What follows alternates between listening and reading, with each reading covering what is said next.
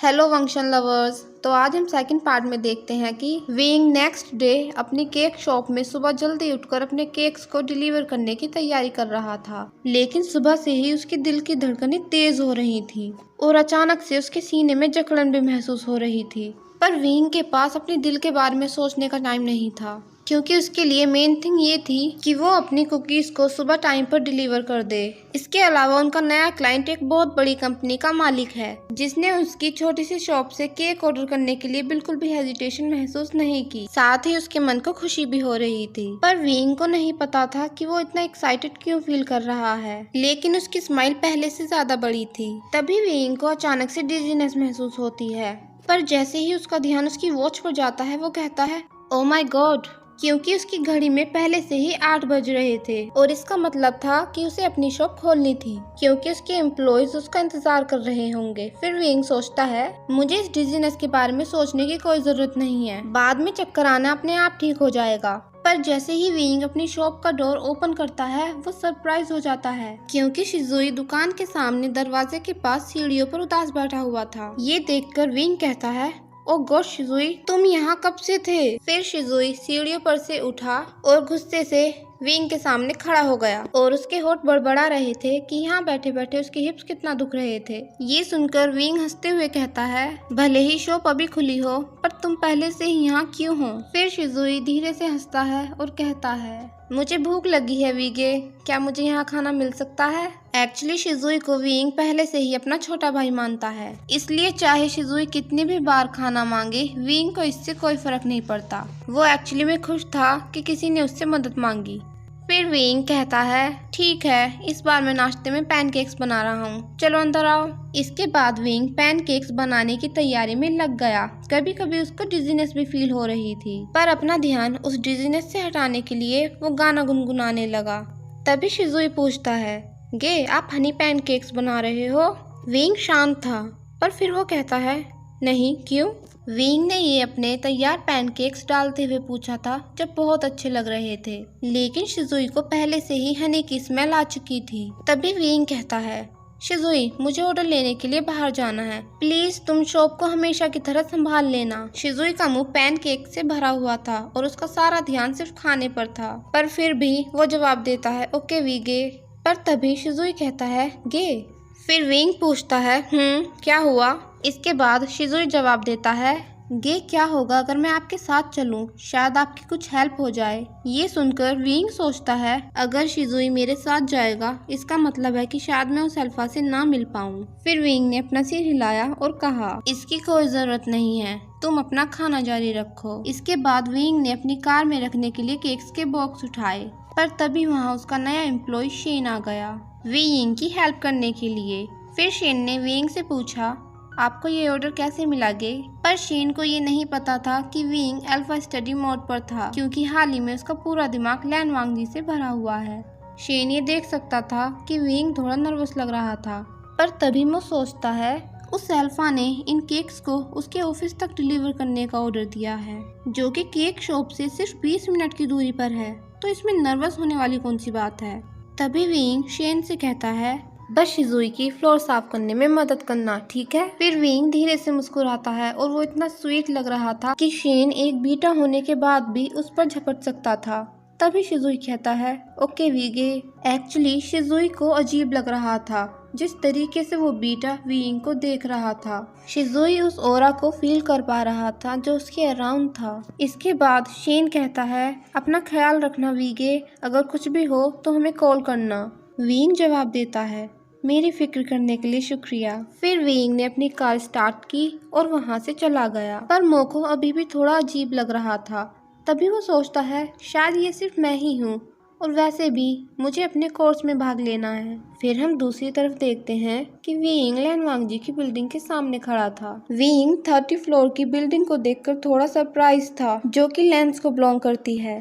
फिर विंग अंदर जाता है और रिसेप्शनिस्ट से पूछता है एक्सक्यूज मी, पर विंग को देखकर वो वुमेन हैरान रह गई। खैर विंग खुद भी उस वुमेन का घबराया हुआ चेहरा देखकर सरप्राइज हो गया था, जिसका नाम विंग जानता था कि उसका नाम यंगमी है। तभी यंगमी बोलती है क्या मैं आपकी कुछ मदद कर सकती हूँ सर? विंग थोड़ा अनकंफर्टेबल था क्योंकि कई लोग उसे इंटरेस्ट के साथ देख रहे थे जब तक उसका ध्यान यंग मी से बात करने पर फोकस नहीं था। इनमें से कुछ लोग अल्फा फेरोमोन रिलीज कर रहे थे जिसका मतलब था कि वो गलत जगह आ गया है क्योंकि यहाँ पर ज्यादातर सिर्फ अल्फा थे। फिर यंग मी कहती है सर। ये सुनने के बाद विंग यंग मी को जवाब देने की कोशिश करता है और बोलता है यस मैं विंग, मुझे मिस्टर लैन से मिलना है। मेरा उनसे 8 बजे का अपॉइंटमेंट है।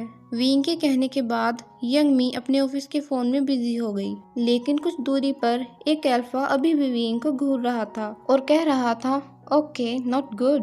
विंग को पसीना आने लगा। पिछली सुबह की डिजीनेस ने उसे फिर से परेशान कर दिया और साथ ही यहाँ अल्फा का ओरा। फिर यंग मी कहती है मिस्टर विंग, असिस्टेंट प्रेसिडेंट ने आपको अपने कमरे में वेट करने के लिए कहा है। पर तभी विंग की बॉडी बहुत वीक पड़ गई और उसके पैर भी कांप रहे थे। वहाँ मौजूद अल्फा फेरोमोन ने उसे बहुत कमजोर बना दिया था। यंग मी, जो कि एक ओमेगा भी है, अल्फा फेरोमोन के दबाव की वजह से कोई मदद नहीं कर सकती थी। इसके बाद विंग नॉर्मली सांस लेने की कोशिश कर रहा था, पर तभी वो फ्लोर पर गिर गया। उसकी बॉडी में हीट की वजह से अब कोई ताकत महसूस नहीं हो रही थी। फिर हम देखते हैं कि लैन वांगजी मीटिंग रूम में बैठा हुआ था, पर अचानक से उसकी आंखों का कलर चेंज हो गया। उसका दिल सडनली कांप उठा। उसे कुछ परेशान कर रहा था। तभी वांगजी ने धीरे से कहा विंग। सिर्फ उस ओमेगा फेरोमोन को सुनकर ही वो जानता था कि ये कौन है, पर तभी वो गुस्से में दिख रहा था क्योंकि मीटिंग रूम में जो उसके क्लाइंट्स थे उनकी धड़कनें तेज हो रही थी। ऐसा इसलिए हो रहा था क्योंकि उसके क्लाइंट्स में से कईयों के पास कोई मेट या पार्टनर नहीं है, तो इस वजह से नेचुरल था कि जब कोई ओमेगा फेरोमोन को सूंघता है तो एक्साइटेड हो जाता है। तभी डिलैन गुस्से से बोलता है, जो कि लैन ब्रांच का हेड है, डैम इट, यहाँ कौन हीट में है? फिर लैन वांगजी गुर्राते हुए कहता है, अपने वर्ड्स पर ध्यान दो डिलैन। वांगजी फील कर पा रहा था कि उसका ओमेगा खतरे में है और वो ऐसा नहीं होने दे सकता था। फिर एक अल्फा चिल्लाया, ओ गॉड, ये बहुत स्ट्रॉन्ग सेंट है, मेरे नेक में पेन हो रहा है। पर सडनली वांगजी को एक हीट फील हुई। किसी ने उसके ओमेगा को टच किया था। फिर वो तुरंत गुस्से से उठकर मीटिंग रूम से बाहर चला गया। जो बचे हुए अल्फा थे वो सब रूम में ही रह गए जिससे वो खुद को कंट्रोल कर सकें। वांगजी बाहर की तरफ दौड़ते हुए जा रहा था और इतनी ही तेजी से उसका दिल भी धड़क रहा था। वांगजी को हनी और सिनेमन की स्मेल आ रही थी। अपने वेयरवुल्फ को जागने से रोकने के लिए वांगजी ने लिफ्ट में अपनी आंखें बंद कर ली और बाहर जो अल्फा हैं उन्हें कंट्रोल करने के लिए वांगजी ने अपनी पावर का यूज किया जिससे विंग के करीब कोई ना पहुंच सके। जैसे ही लिफ्ट का डोर ओपन हुआ, वांगजी ने जल्दी से उस स्ट्रॉन्ग सेंट का पीछा किया जिसकी स्मेल बहुत तेज हो गई थी। तभी वांगजी ने देखा कि विंग को उसके एम्प्लॉयज ने घेर रखा था और इसे देखने के बाद वांगजी ने अपनी अल्फा फेरोमोन्स को रिलीज किया जिससे वहां खड़े सभी एम्प्लॉयज फ्रीज हो गए क्योंकि वांगजी ने अपनी बहुत डार्क फेरोमोन्स को रिलीज किया था। फिर वांगजी ने कहा, उससे दूर रहो। विंग की नजर वांगजी पर हल्की सी पड़ी, पर जैसे ही उसने वांगजी को देखा वो थोड़ा रिलैक्स होकर बैठ गया। पर तभी उसका ध्यान वांगजी की धुंधली सी लाल आंखों पर पड़ा जिनमें हंग्रीनेस दिख रही थी उसे टच करने के लिए। तभी अनलक्की विंग को एहसास हुआ कि वो हॉट था और ये उसकी बेवकूफ़ी थी कि उसने हीट कंट्रोल करने के लिए अपने पास कोई भी मेडिसिन नहीं रखी थी। फिर वांगजी ने विंग को अपनी बाहों में ले लिया और उसे अपनी चेस्ट के करीब किया जिससे कोई और अल्फा विंग को ना देख सके। वांगजी गुस्सा नहीं था क्योंकि उसे पता है कि अल्फा ओमेगा फेरोमोन्स पर ऐसा ही रिएक्ट करते हैं। पर तभी वांगजी ने अपनी अल्फा टोन का यूज किया और कहा, अपने काम पर वापस जाओ, और वो सभी अल्फा चुपचाप वहां से चले गए। ये सब खत्म होने के बाद वांगजी विंग को अपने कमरे में ले गया। फिर उसने विंग को सोफे पर लिटा दिया और एक और बार दरवाजा चेक करने गया कि वो अच्छे से लॉक है ताकि कोई और अल्फा कमरे में एंटर ना कर सके। इसके बाद वांगजी फिर सोफे पर लौट आया। उसने देखा कि विंग आराम से सो रहा है तो वो समझ गया कि ये उसकी अल्फा पावर से हुआ है। वांगजी ने शायद ही कभी किसी से अपनी बात मनवाने के लिए अपनी पावर का इस्तेमाल किया हो क्योंकि वो बहुत शांत और कम लापरवाह है। तभी वांगजी ने विंग की धीमी सी आवाज सुनी और उसने तुरंत खुद को विंग से दूर कर लिया। माना कि वो शांत है बट स्टिल वो एक अल्फा है जिसे एक ओमेगा के सामने खुद को बहुत कंट्रोल करना पड़ता है। तभी विंग ने धीरे से अपनी आंखें खोली और सोफे पर बैठने की कोशिश की। तभी उसकी नजर एक अल्फा पर पड़ी जो उसके सामने बैठा था और उसे घूर रहा था। विंग थोड़ा सरप्राइज था वांग जी को अपने सामने देखकर, पर तभी उसने अपनी बॉडी में पेन फील किया जो कि पहले से बहुत कम था, पर अभी भी वो थोड़ी हीट फील कर पा रहा था।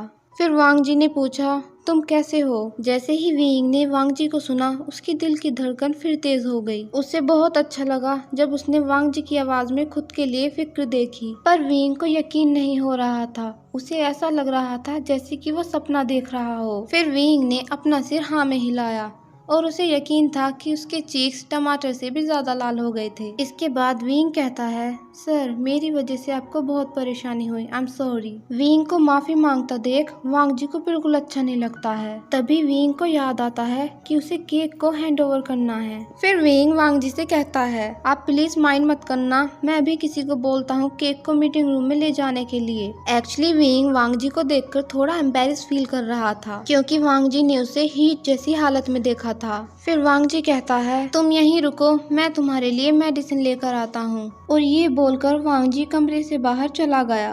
पर जैसे ही दरवाजा बंद होता है विंग चैन की सांस लेते हुए सोफे पर बैठ जाता है। अब हम दूसरी तरफ देखते हैं, एक अल्फा अपने बॉडीगार्ड्स के साथ लैंड बिल्डिंग में आ रहा था। तभी उस अल्फा का और लैन वांग जी का सामना होता है। वो दोनों एक दूसरे को कोल्ड एक्सप्रेशन के साथ देख रहे थे। फिर वांग जी अपना हाथ हैंडशेक करने के लिए आगे बढ़ाता है और बोलता है, मिस्टर लू जियनमिन। वांग जी के हाथ में एक दवाई की बोतल थी जिसे वो अपनी कोट की पॉकेट में रख लेता है। वांग जी का सारा फोकस मिस्टर लू पर था। वांग जी ने और लू जियनमिन ने बहुत सारे प्रोजेक्ट पर साथ में काम किया है। फिर वो दोनों एक दूसरे को झुककर ग्रीट करते हैं। तभी वांग जी कहता है, मिस्टर लू आप मीटिंग रूम में जा सकते हैं। लू जियनमिन वांग जी को बहुत एरोगेंस के साथ देख रहा था क्योंकि उसे वांग जी का बर्ताव थोड़ा अजीब लग रहा था। तभी लू जियनमिन वांग जी से पूछता है, आप बिजी हैं मिस्टर लैन? पर वांग जी से कोई जवाब नहीं देता। ये देखकर लू जियनमिन कहता है, ठीक है मिस्टर लैन, मैं आपका मीटिंग रूम में वेट करता हूँ। फिर लू जियनमिन लिफ्ट की तरफ चला गया। इसके बाद वांग जी भी तुरंत उस कमरे की ओर जाता है जहाँ विंग हाथ में फोन लिए हुए उसका इंतजार कर रहा होता है। जब वांग जी विंग को चुपचाप बैठा हुआ देखता है तो वो उसे बहुत क्यूट लग रहा होता है। फिर वांग जी विंग के पास जाता है और उसके हाथ में एक पानी का गिलास था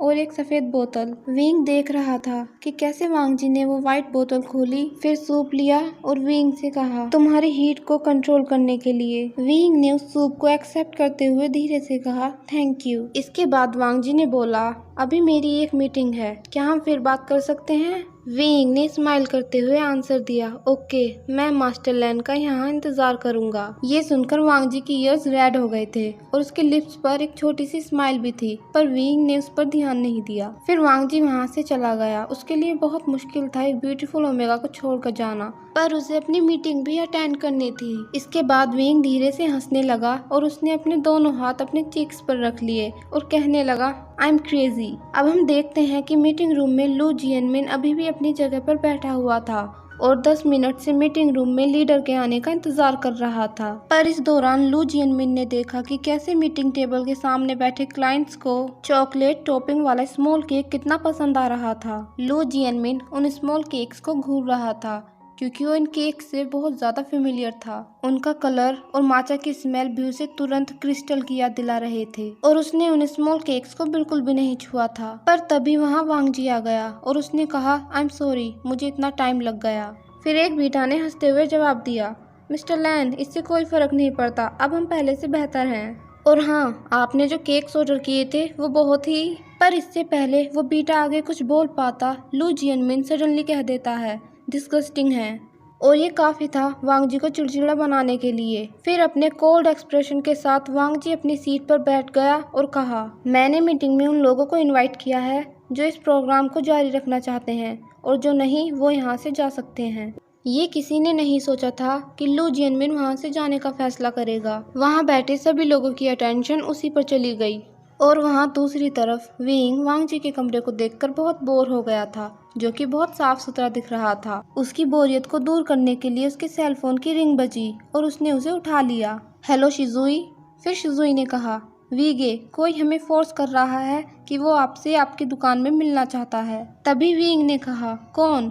फिर शुजुई ने आंसर दिया, मुझे नहीं पता, और उसने भी कुछ नहीं बताया। विंग ने सोचा, मेरी लैंज़ेन के सिवा और किसी के साथ कोई अपॉइंटमेंट नहीं है। ओ गॉड, फिर लैंज़ेन। इसके बाद विंग ने कहा, ठीक है, मैं 20 मिनट में वापस आऊँगा। फिर शुजुई ने जवाब दिया, ओके गे। जैसे ही लाइन कट हुई तभी विंग रिसेप्शनिस्ट के पास गया और विंग ने वहाँ एक लेटर छोड़ा।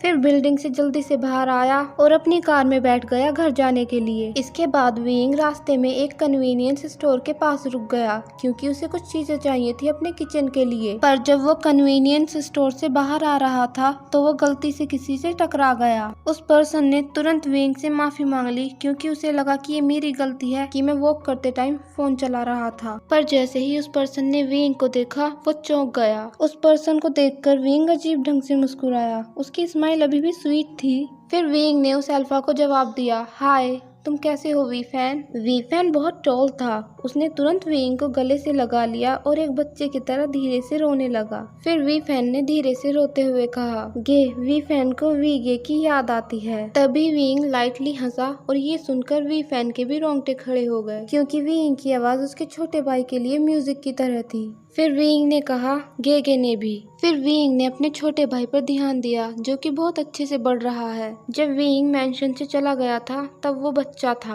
पर अब उनकी हाइट अलग अलग है। अब उसका छोटा भाई उससे लंबा है। तभी विंग ने कहा, सड़क में बात करना अच्छा नहीं है फैन, बेकरी जाना चाहते हो गेगे के साथ? फिर वी फैन ने जवाब दिया, ऑफ कोर्स गे, मैं बहुत टाइम से लंच ब्रेक का इंतजार कर रहा था। अब हम दूसरी तरफ देखते हैं कि कुछ ही दूरी पर वांगजी उन दोनों को अपनी कार से चुपचाप देख रहा था। वांगजी विंग से मिलना चाहता था, सिर्फ उसे थैंक यू बोलने के लिए, क्योंकि उसके कोवर्कर्स ने उसे केक्स के लिए बहुत कॉम्प्लीमेंट दी थी। पर जब वांगजी ने देखा कि विंग बिल्डिंग से पहले ही बाहर जा चुका है तो उसने तुरंत विंग का पीछा किया, पर वो पहले ही अपनी कार में बैठ चुका था। फिर वांगजी ने उन दोनों को देखते हुए कहा, उसके पास पहले ही एक अल्फा है। हैरानी की बात यह है कि वांगजी अभी भी सैकड़ों मीटर की दूरी से भी विंग की फेरोमोन्स को स्मेल कर सकता है। ये ऐसा है जैसे कोई पावर उसे उसकी तरफ खींच रही हो। तभी वांगजी बोलता है, मैं फिर कल आऊंगा। आज के लिए मैं इस अल्फा को तुम्हारे करीब आने दे रहा हूँ, लेकिन कल मैं तुम्हें अपना ओमेगा बनाने की कोशिश करूंगा। फिर वांगजी वहाँ से चला गया।